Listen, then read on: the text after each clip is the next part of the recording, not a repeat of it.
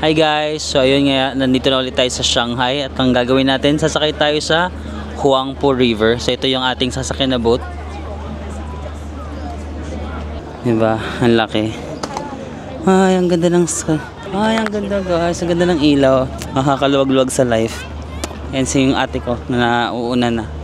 Video kita dyan at sumasakay ka. Dali. Sila nandun sa taas. Oo nga. Feeling ko mas maganda yung view sa taas. Nandun sila lahat una-una. Ay, ito na ba yung Shanghai Tower?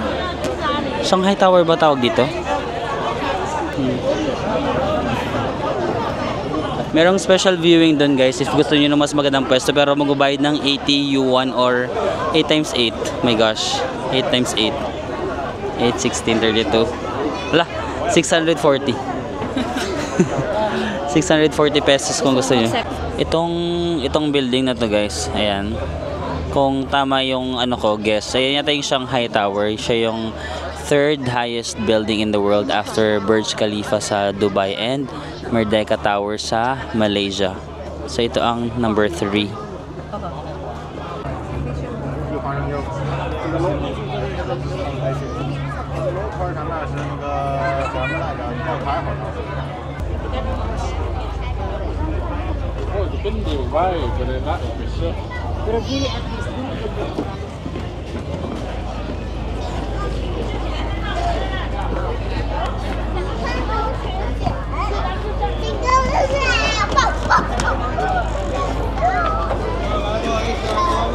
Cute na mga buildings nila dito guys.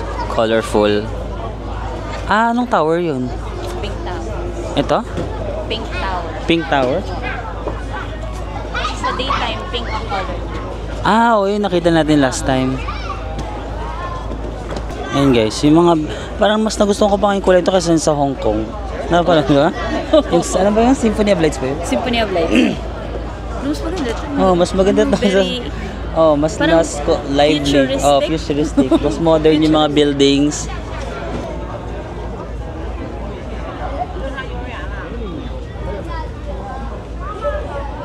Parang pinaghalo-halo yung Tokyo, Singapore. Parang merge ng Tokyo, Singapore, tsaka Macau. Na yung vibe niya. yung vibe ng mga lights niya parang Tokyo. Tapos yung structure ng mga buildings niya parang advanced like Macau. Iba-iba yung shape. While Singapore siya in a way na maganda, malinis. Saan banda kaya yung China yung sinasabi nila madumi? Kasi dito sa Shanghai parang malinis mo naman. Fairness.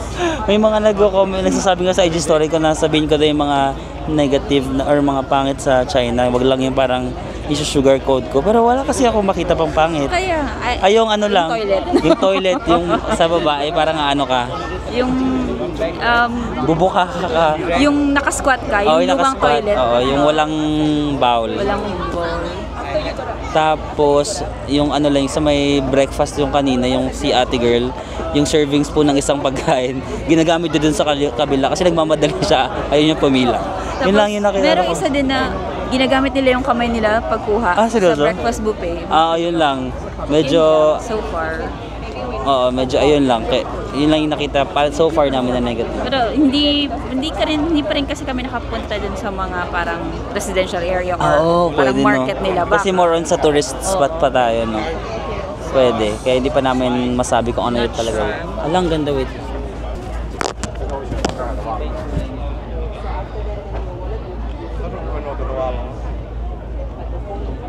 Ang ganda.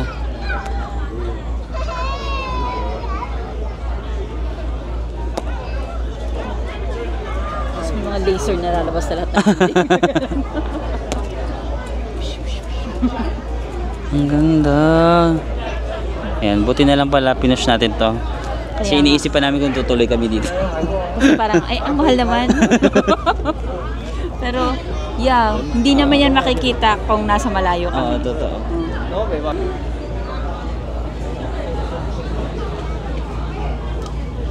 So ayan guys, na-notice namin na parang ang dami laging turista sa mga pinupuntahan namin dito, no? Kasi ayon sa tour guide namin si Crystal, di ba yung mga Chinese, mga masisinop yun sila, matitipid. Pero after ng pandemic kasi para nagkaroon sila ng realization. Na dapat daw i-enjoy ang life. Yes. Oo. Kasi ang dami ng mga matatanda yata na namatay ng pandemic. So ayun, ngayon hindi na sila ganun katipid. Travel. Travel is is essential.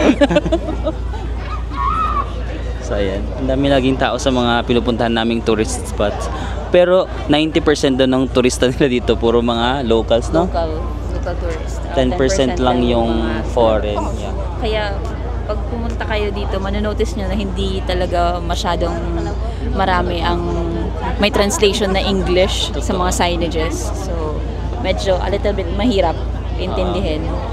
Maswerte tayo kasi may tour guide tayo, no, para madali. Feeling ko kapag mag-DIY, medyo mahirap nga, no? So, Parang feeling ko sa apat na itinerary mo, o sa apat na activities mo, isa lang ang pupunta. oh, isa lang mapupunta mo for the day kasi mahirap ako mag-translate. 3 hours translation, 2 hours ligaw.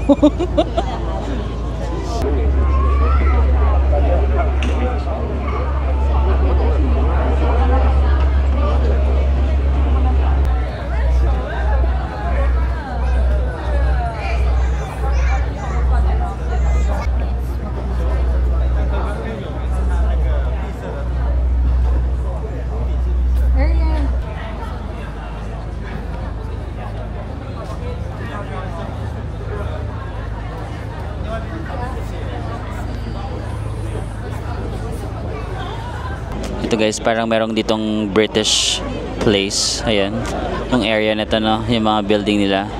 Ang tawag na dito is British Concession. Ayan, ang lawak. Ang lawak, hanggang doon pa pala yun. Akala ko hanggang dito lang. Ang lawak, parang isang buong village or may area sila dito na parang European structure. So yun guys, verdict itong Hangpo, wait lang. Nakalimutan ko pa yung name. Huangpu River. Ang tawag yata sa river nito is Huangpu River. Isa siya sa cruise na nakita ko na sobrang na-amaze ako sa mga structure ng building. Very vibrant yung color ng ilaw. Very futuristic yung mga buildings dito sa Shanghai. Alam mo yung parang lahat ng building bida-bida. Parang ayaw magpatalo ng mga buildings. Parang bawat building gusto nila meron silang something different, na ayaw nila ng normal lang na structure. Gusto nila parang pansinin, gano'n. Basta very futuristic ang mga structure, very modern. And so far talaga sa Shanghai, guys, ang linis. Hindi ko alam kasi syempre hindi naman kami nagpunta sa mga residential area kasi syempre may mga nagsasabi na madumi yung China, ganyan. Ang napuntahan lang kasi namin yung mga tourist destinations, mga ganito, yung mga famous lang na areas dito. So far talaga, malinis. Ang impression ko, malinis talaga, guys. Feeling ko nga underrated yung China kasi hindi siya like puntahan ng mga tao, hindi siya laging binabanggit na magandang tourist destination. Pero yung Shanghai, guys, sobrang nagandahan talaga ako. Like, it exceeded my expectations. Hindi nga ako masyadong nag-expect kasi di ba parang wala namang masyadong nag-vlog about China or hindi naman siya hype. Di ba hindi siya na-hype sa social media, but Shanghai, ewan ko sa ibang parts ng China, pero Shanghai tsaka Hangzhou pa lang napuntahan ko, dalawa pa lang, pero both cities sobrang nagagandahan talaga ako, guys.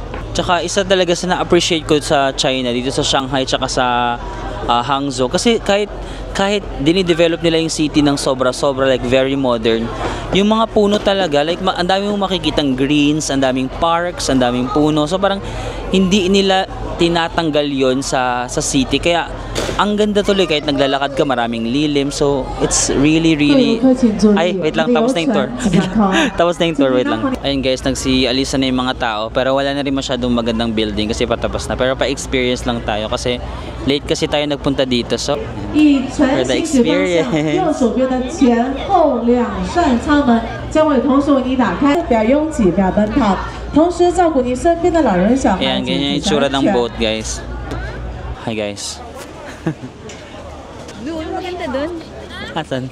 Kasi parang kita mo yung... Yung buong dito, pati ayaw. Kasi ito parang boat lang.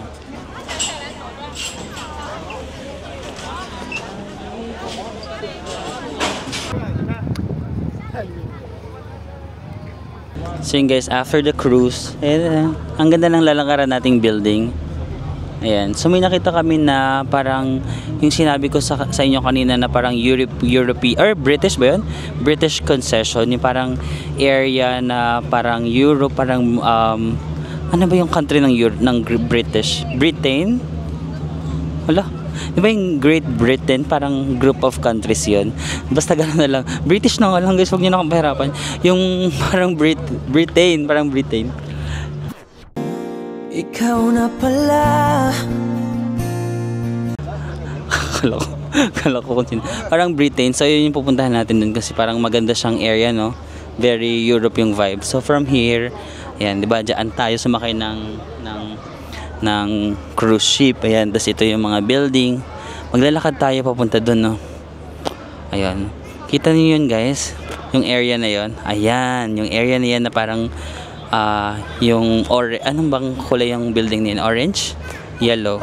Brown? Nasa ganan. Wala. Very Singapore naman ito. Cloud Forest, mini version. Charot. Pero ang ganda ng ilaw dito, no? Yan, Shanghai Tower. Colonized daw kasi sila ng Britain before. Kaya May concession. may concession sila. So yan guys, ito yung British concession. Ayan, di ba? Very British ang structure. At ang daming tao. It's giving Mall of Asia. Charing.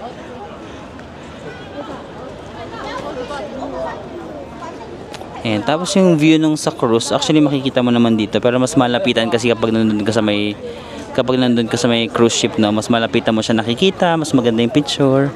Pero actually makikita mo rin naman siya dito. Kung hindi kayo magko-cruise, kung gusto niyo lang maglakad-lakad, ayan. Alam mo, napapansin ko dito sa China, kahit weekday ngayon, ang daming turista. Parang yung weekday sa kanila, parang weekend na sa atin, ganun. Or sobrang dami lang talaga ng tao nila dito, no. Tsaka pansin ko yung mga turista dito sa Shanghai, I think galing sila sa mga rural area or sa mga hindi masyadong city pa, kaya parang na-amaze din sila. Parang pare-parehas kami, no? Pare-parehas kami na-amaze sa mga structure, siguro mga din sila from probinsya, parang ganun. Ayan. Andito yung anong tawag sa relo? Big Ben? Big Ben. Big Ben of Shanghai. Ano na kaya siya ngayon, no? Kasi sobrang lawak, hindi ko rin alam kung ano na siya ngayon. Anong ginagawa ng mga tao dyan sa loob? May babaan. Mas maganda yun. Ayan guys, mas malapit na view ng British concession. Ayan, ang lawak niya kasi hanggang dun pa yun. Kasi ito hanggang dun pa. Souvenirs, last time shopping. What's the name of this place? Shanghai tourist Information? yes, information and service center. Okay. So yun guys, nandito tayo sa Shanghai Tourist and Information Service Center. So parang may ground floor lang. Nanggaling kami dun sa, di ba yung ating pinuntahan na Big Ben, tapos andyan yung mga ilaw. Pupunta lang kami dito sa may parang train station ba yun? Ayan, bumaba kami dito sa Shanghai Tourist and Service Information Center. Tapos dito daw makakabili ng mga murang pasalubong. So ayan, how much kaya dito?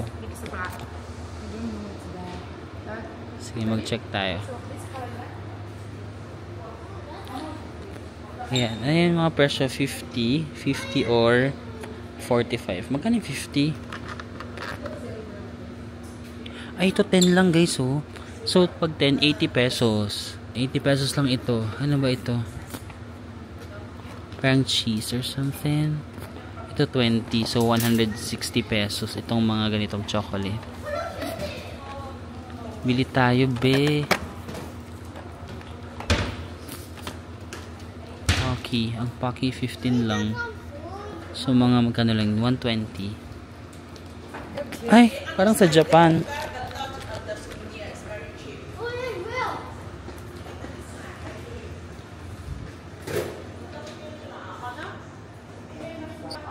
May mas mura pa daw doon. Sige, doon tayo.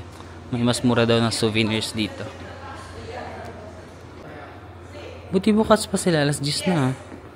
It's already 10:15. Walang time difference ng China and Philippines. Hi. Bakit? Paano? Push. Okay. Yeah, sure. 20 or mga 160 pesos. Free. Silang pamaypay. Can you look? Ay, itong electric fan. Malakas kaya to.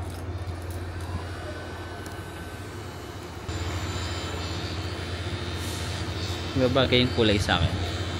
It's giving princess. Charing. Princess type kasi ako. So, dapat gano'n yung mga charing. Char lang. Pag maniwala kayo, okay lang naman. Pero char lang.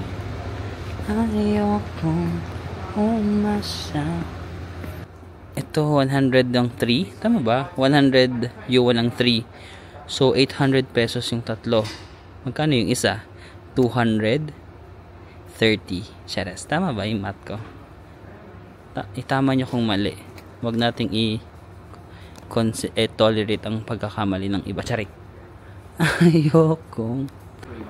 Ayan, ref magnet. Parang requirement to ng nanay ko. Si mama parang required lagi may ref magnet. 5 time. Free one. This one 5 yuan. 5 yuan. This one 10 yuan. 5 free one. Okay. So, okay. Parang bibili ka ng 50 na. 50 para may 50 yuan.